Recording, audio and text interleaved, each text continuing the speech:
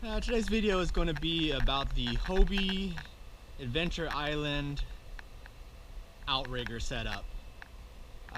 This is a 2012 model setup, so I don't know if it's considered second or third generation, and I think the current ones are even a different setup where they've changed the whole kayak, so it wouldn't be applicable for anything of the newer style. But just to get an idea, basically my buddy is thinking about doing a DIY conversion using the Hobie Outriggers on his aftermarket other company's kayak.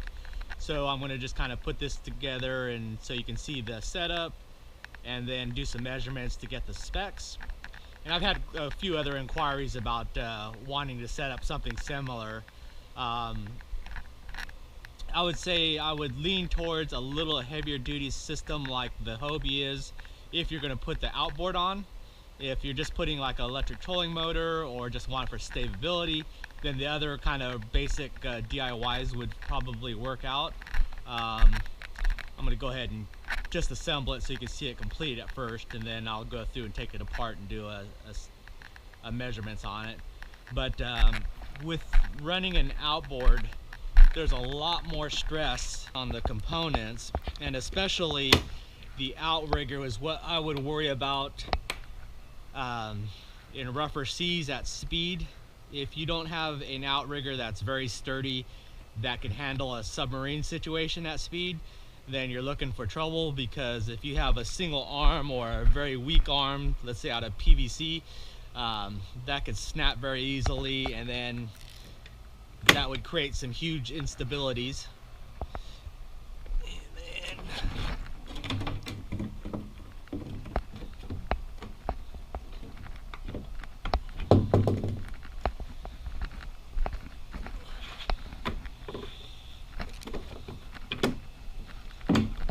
Okay, so that's basically the general layout there.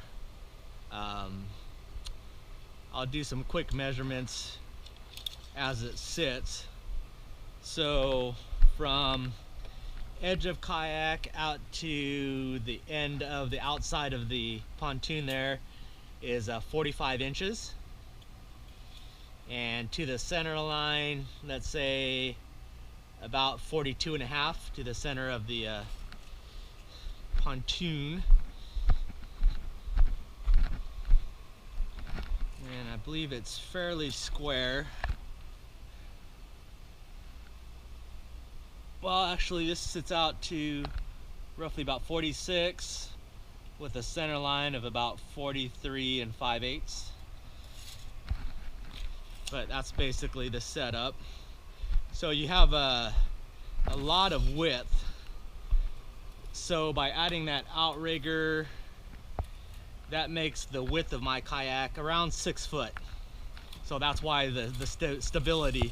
I would say this setup, even just with the single, whereas if you add the other side onto it, which would be an additional less than 4 foot, almost 10 feet width of a kayak by 16.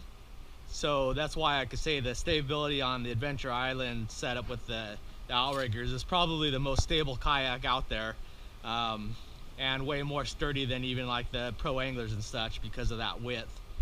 You don't have as much walking around room, but be it what it may. Okay, and now individual measurements. I'm gonna take this apart now. Disassemble. You can see how it comes apart. This is the whole thing that creates the stability. It puts the locks in the whole system, so having that angle bar there.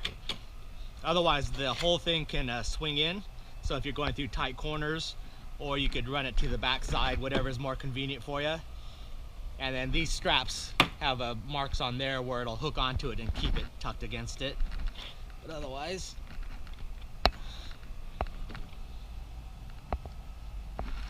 push the two sides. Pop it out.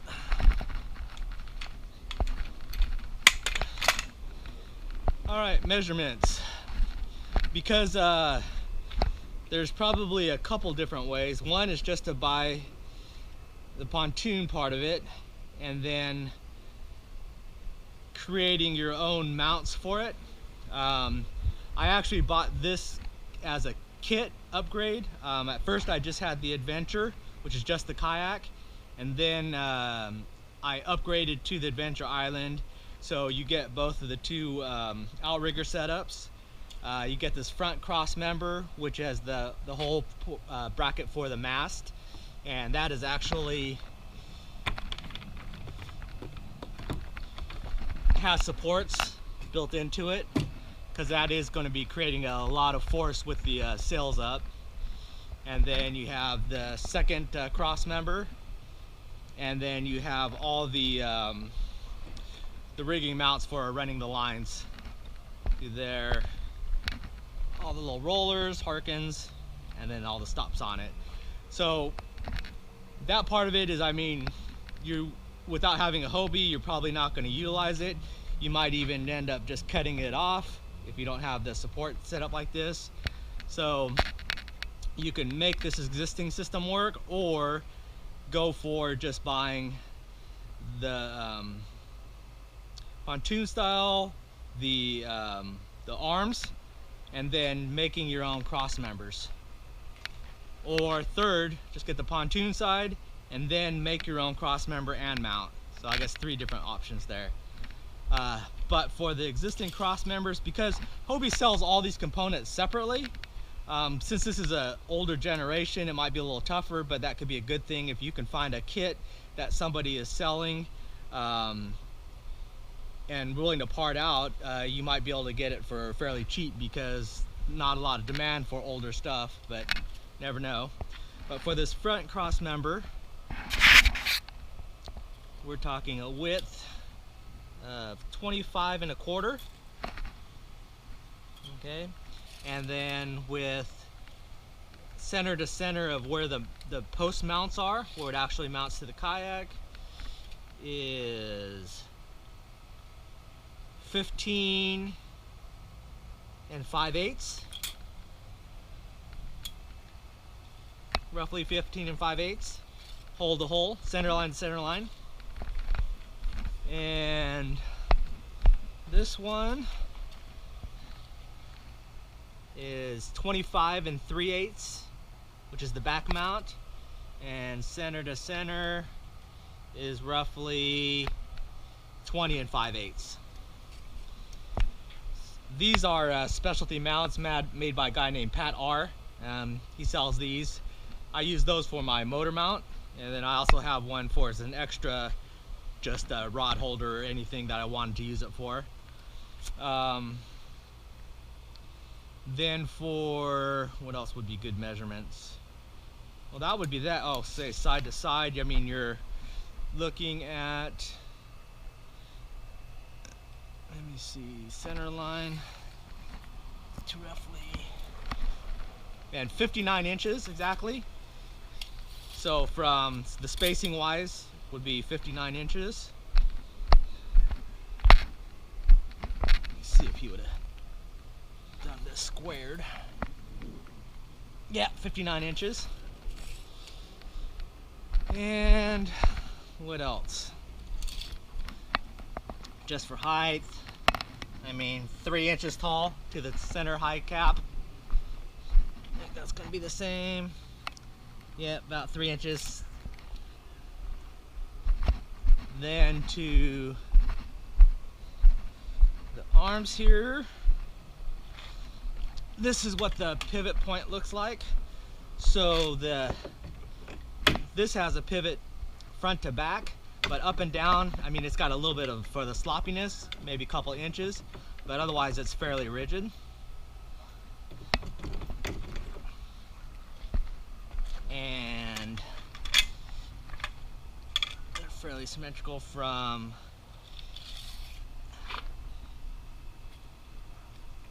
the tip, which actually I don't think is very necessary, is basically 48 inches, 4 feet, where it actually locks into that cross member is 42 inches from center line post to end.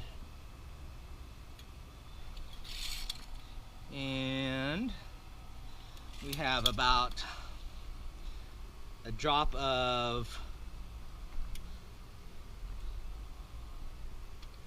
on the bend, probably be 13 3/4 inches from the tip of that bend. And the tubing size is roughly 1 3/4 tubing. And I'll let you see that is the shape that is they've made it to fit.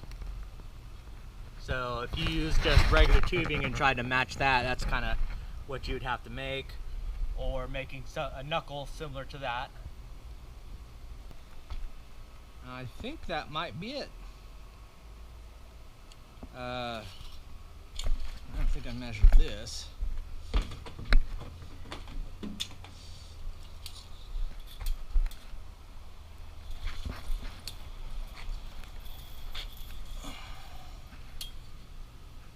And we're looking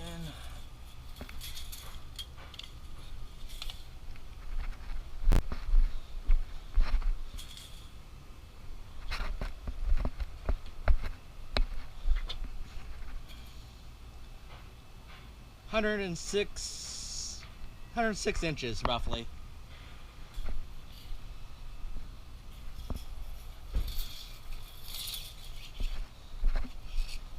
And with a depth of around 8.5 and width of 7.5. Flip one more time on the ground. And this pops over. In.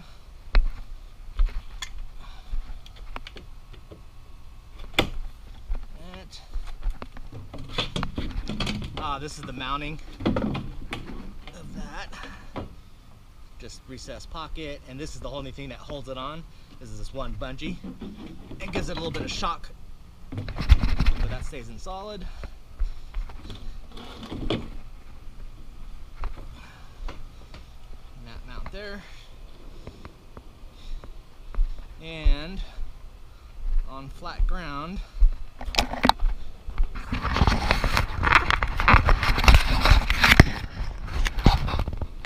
can see kind of at what angle it sits.